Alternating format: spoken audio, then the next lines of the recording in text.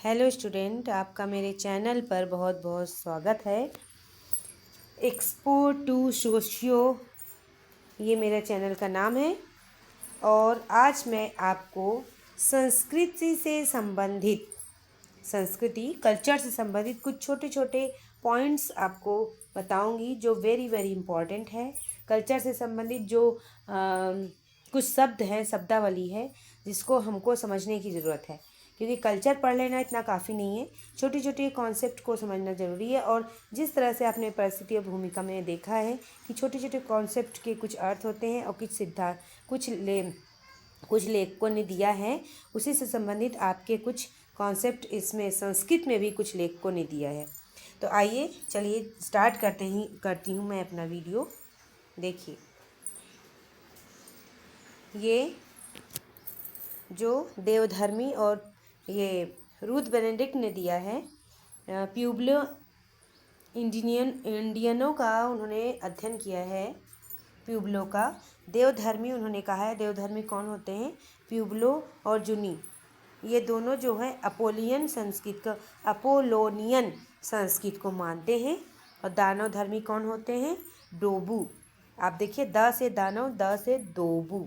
तो ये लोग जानते हैं आप दानव धर्मी कैसे होते हैं।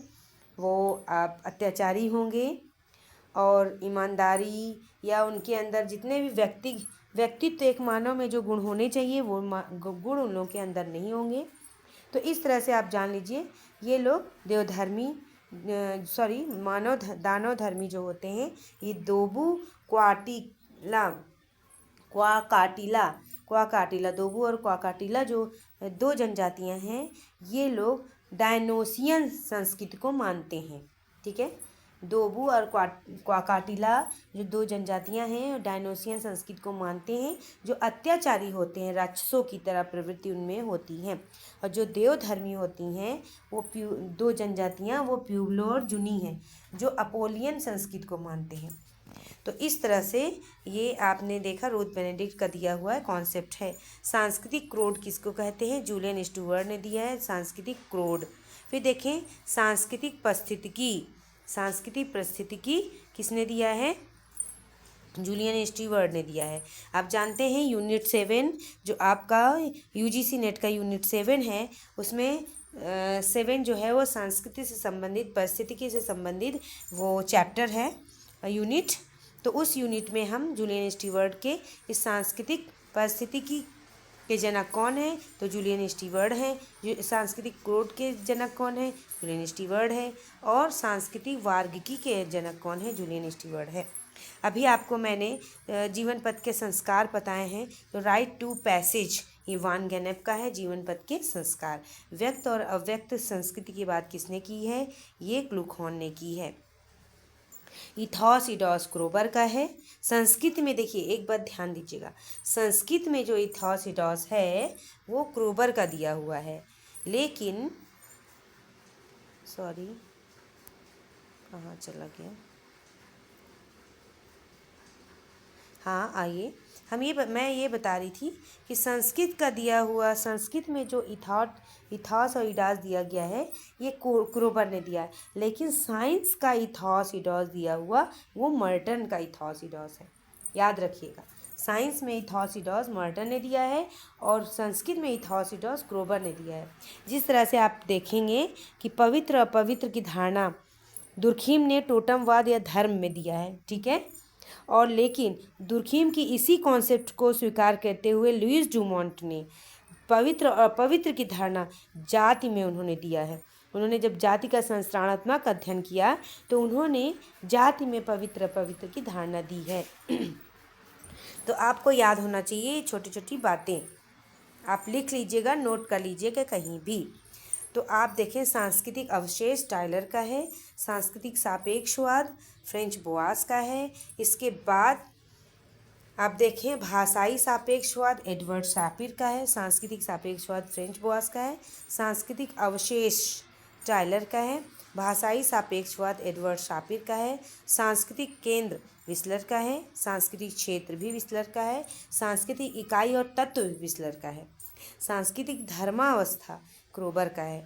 अभी आपने देखा क्रोबर के और कौन सा था, इथॉस ईडॉस, फिर सांस्कृतिक धर्मावस्था क्रोबर का है, सांस्कृतिक प्रबलता क्रोबर का है, सांस्कृतिक प्रबलता क्रोबर का है, सांस्कृतिक धर्मावस्था क्रोबर का है, सांस्कृतिक प्रबलता क्रोबर का है, फिर प्रेरक सांस्कृतिक प्रसार क्रोबर का है, सांस्कृतिक जड़ता लेविस स्ट्रास की है, मूलभूत संस्कृति राल्फ लिंटन की है, मूलभूत संस्कृति राल्फ लिंटन की है, सांस्कृतिक सूरवीर और नायक ये किसने कहा है, लेवी स्ट्रास ने दिया है। फिर सांस्कृतिक संशक्ति ये टाइलर ने दिया है।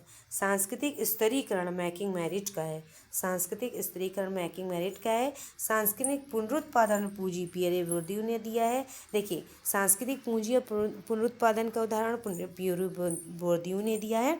उन्होंने 4 प्रकार की संस्कृति की बात की है, सामाजिक संस्कृति और सामाजिक संस्कृति, प्रतीकात्मक संस्कृति, और इसी तरह से उन्होंने 4 संस्कृतियों की बात की है। मुझे याद नहीं आ रहा है, मैं किसी वीडियो में इसको डिटेल से बता दूंगी, लेकिन उन्होंने 4 प्रकार की संस्कृति की बात की है, सामाजिक, सांस्कृतिक और आर्थिक और प्रतीकात्मक, याद आ गया। चलिए, सामाजिक, सांस्कृतिक, आर्थिक और प्रतीकात्मक, इस 4 प्रकार की उन्होंने पूंजी की बात की। उन्होंने बताया कि एक व्यक्ति के जीवन में 4 प्रकार की सांस्कृतिक पूंजी होती है। एक संस्कृति के आधार पर पूंजी होती है, एक समाज में पूंजी होती है, जो सामाजिक पूंजी, जैसे हम किसी से मेल जोल खाते हैं, मेल जोल करते हैं, व्यवहार करते हैं, तो सामाजिक पूंजी हो गई। आर्थिक पूंजी मतलब अर्थ से संबंधित पूंजी होगी। प्रतीकात्मक, प्रतीकों के आधार पर पूंजी हमारे पास कौन कौन से हैं, जैसे हमारे पास कितनी संपत्ति है, हमारे पास कितनी शिक्षा है, शिक्षा से संबंधित जो हमारे पास है, कि जैसे मतलब ज्ञान से आधारित जो पूंजी है वो प्रतीकात्मक पूंजी के आधार पर आता है, जो प्रतीकों के आधार पर हम लोगों के पास है। जैसे ज्ञान से आधारित अर्जित जो हम लोग किए हैं, चाहे वो किसी चीज़ का निर्माण करना हो, या फिर कोई इंस्ट्रूमेंट बजाना हो, या कोई चीज़ आपको आता हो, आपने सीखा हो, तो इसी को हम प्रतीकात्मक पूंजी कहते हैं। उदाहरण के तौर पर आपका जो सर्टिफिकेट आता है स्कूल का, कॉलेज का, कहीं से भी गेन करते हैं, तो वो क्या है, प्रतीकात्मक पूंजी के आधार पर होता है। तो इस तरह से पियरे बोर्दियू ने 4 प्रकार की संस्कृति की बात की थी। उन्होंने कहा है सांस्कृतिक पुनरुत्पादन होता रहता है, एक संस्कृति का निर्माण करते हैं, फिर दूसरी संस्कृति बनती जाती है। समझ में आ गई बात मेरी। उप संस्कृति की बात मैक्स वेबर ने की है। सांस्कृतिक स्तरीकरण मैकिंग मेरिट का है सांस्कृतिक स्तरीकरण मैकिंग मेरिट का है। सांस्कृतिक पुनरुत्पादन पियरे बोर्दियू का है। उप संस्कृति मैक्स वेबर का है।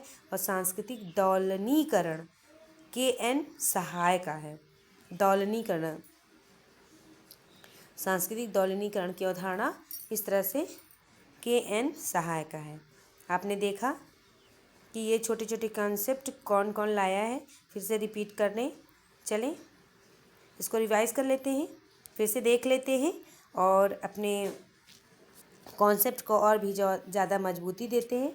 किसी चीज़ को आप अगर बार बार पढ़ेंगे तो करत करत अभ्यास थी जड़मति होत सुजान रसरी आवत जाते सिलपत पड़त निशान।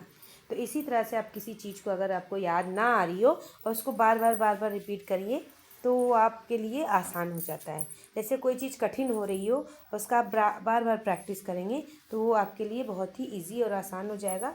फिर इतना ज़्यादा कॉन्सेप्ट आपके माइंड में सेट हो जाएगा कि उस कॉन्सेप्ट को आपको दोबारा पढ़ने की ज़रूरत नहीं होगी। किसी भी कॉन्सेप्ट को आप 101 से लेके 3 या 4 बार, बस इससे ज़्यादा मत पढ़िए।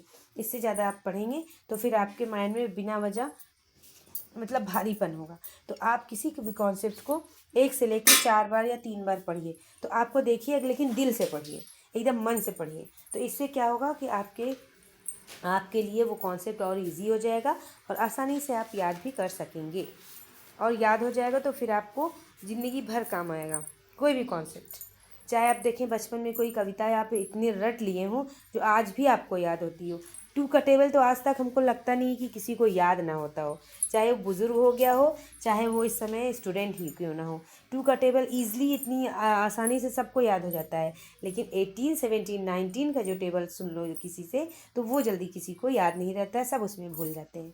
तो इस तरह से कुछ ऐसे कॉन्सेप्ट होते हैं हम लोगों के जीवन के ही छोटी छोटी, तो ये सब हम लोगों को याद रहते हैं। क्यों याद रहते हैं? क्योंकि वो टिप ऑफ टंग हो जाते हैं, हमारे ज़बान पे रट जाते हैं। तो इसी तरह से इसी कॉन्सेप्ट को, किसी कार्य को आसान करना हो तो उसको बार बार करिए तो और आसान हो जाता है। चलिए आते हैं अपने कॉन्सेप्ट पर। तो इसी तरह से आप रिवाइज कर लीजिए। सांस्कृतिक और जूलियन स्टीवर्ट, पारिस्थितिकी वर्ग की जूलियन स्टीवर्ट का है। जीवन पथ के संस्कार वान गेमनेप क्लूखॉन का है। व्यक्त इथॉस इडॉस क्रोबर का है। सांस्कृतिक अवशेष टाइलर का है। सांस्कृतिक सापेक्षवाद फ्रेंच बोआस का है। भाषाई सापेक्षवाद सापिर का है। और सांस्कृतिक केंद्र विश्लर का है। क्षेत्र भी विश्लर का है। और इकाई भी याद करके लिख लीजिए, विश्लर का है। सांस्कृतिक धर्मावस्था क्रोबर का है। सांस्कृतिक प्रबलता क्रोबर का है। प्रेरक सांस्कृतिक प्रसार क्रोबर का है। सांस्कृतिक जड़ता लेवी स्ट्रास की है। जड़ जड़ जड़ याद कर लीजिए, जड़ लेवी स्ट्रास। मूलभूत संस्कृति राल्फ लिंटन का। सांस्कृतिक सूरवीर नायक लेवी स्ट्रास की है। सूरवीर और नायक। और सांस्कृतिक संशक्ति टाइलर की है। सांस्कृतिक स्त्रीकरण मैकिंग मैरिट की है। सांस्कृतिक पुनरुत्पादन, ये याद हो गया होगा आपको। और ये कॉन्सेप्ट तो आता ही रहता है, आप जानते हैं। पियरे बोर्दियू हमारे 26 थिंकरों में से एक हैं। 26 थिंकर, यूजीसी नेट के 26 थिंकरों में से पियरे बोर्दियू को भी माना जाता है।